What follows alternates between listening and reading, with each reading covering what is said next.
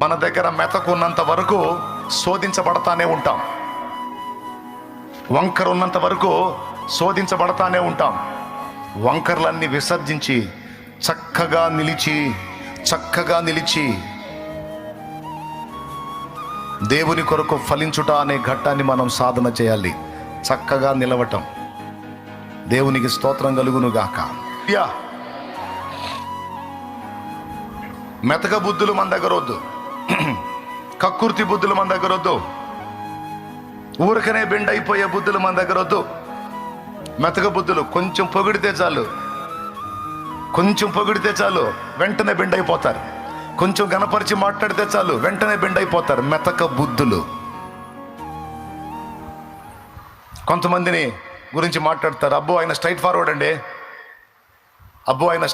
అండి, ఆమె straight forward అండి, ఏ వంకర ఉండదండి, ఉన్నదేదో ముఖం మీదే